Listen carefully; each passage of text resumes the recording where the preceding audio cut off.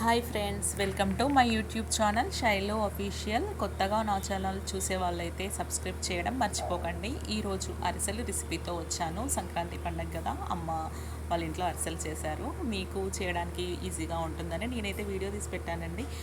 కిలోన్నర రైస్ని 1 డే ముందు వాటర్లో నానబెట్టేసుకున్నామండి. 1 డే తర్వాత రైస్ని వడగట్టేసి చూడండి, కింద చిల్లుల గిన్నెలో పెట్టేసి వడగట్టాము. అసలు వాటర్ ఏమాత్రం లేకుండా పంపేసుకొని గిన్నెలో తీసేసుకున్నామండి. ఇంకా పిండి పట్టించడానికైతే మమ్మీ క్యాన్లో పోసేసింది. ఇంకా పిండి పట్టించడానికి తీసుకెళ్ళింది. ఇదిగోండి, పిండి పట్టేసిన తర్వాత కిలోన్నర రైస్కి కిలో బెల్లం తీసుకోవాలి. ఇంకా కట్ చేసి అయితే పెట్టేసుకుంది. ఒక బౌల్లో కరగబెట్టేసి వడగడుతున్నానండి. నేను ఆల్రెడీ వీడియోలో చెప్పాను, బెల్లంలో కొంచెం ఇసుకలా ఉంటుందని. కరగబెట్టేసి వడగట్టేసి మళ్ళీ ఇంకో గిన్నెలో పాకం తీసుకుందండి. టీ గ్లాస్తో 2 గ్లాసుల నెయ్యి తీసుకుందండి. ఆ పాకం వచ్చే ముందే పోసేసింది. ఇంకా ఇలాచీ కూడా తీసుకున్నారు. పాకం మాత్రం ఇలా రావాలి, బబుల్స్ లాగా వస్తుంది కదా, అలానే తిప్పుతూ ఉండాలి. లేకుంటే బెల్లం కింద అడుగంటిపోతుంది. చెక్ చేసుకుంటూ ఉండాలండి, ఎందుకంటే అది పాకం రౌండ్ కింద వచ్చే వరకు మనం పాకం తిప్పుతూ ఉండాలి.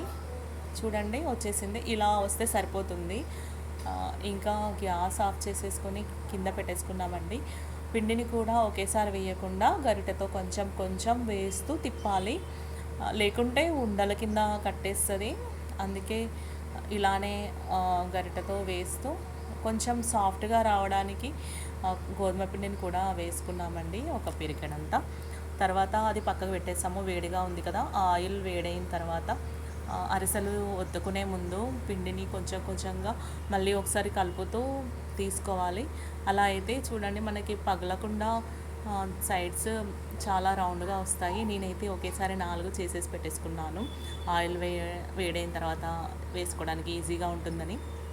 ఆయిల్ వేడయిందండి, ఇంకా ఒక్కొక్కటిగా వేస్తున్నాము. ఈ కలర్ వస్తే సరిపోతుంది, గోల్డెన్ బ్రౌన్ వస్తే సరిపోతుంది. ఇంకా ఎక్కువ ఫ్రై చేస్తే బ్లాక్ అయిపోతాయండి, ఎందుకంటే ఆల్రెడీ బెల్లము. మనకి ఈ కలర్ అయితే సరిపోతుంది. చూడండి ఎంత బాగా పొంగుతున్నాయో, పూరీలాగా పొంగుతున్నాయి, చక్కగా వస్తున్నాయండి. ఇలా నొక్కుకోవాలి, ఆయిల్ ఎక్సెస్ ఆయిల్ అంతా పోయే వరకు. ఇంకో గరిటెతో ఆయిల్ని పోయేలా నొక్కేసుకుంటూ పక్కన పెట్టేసుకుంటున్నామండి. మాకైతే 1 అవర్ పట్టిందండి. కేజీన్నర బియ్యంకి 1 అవర్ అయితే ఈజీగా టైం పట్టింది. చూడండి, చాలా చక్కగా వచ్చాయి. నా ఛానల్ని సబ్స్క్రైబ్ చేయడం మర్చిపోకండి. Thank you.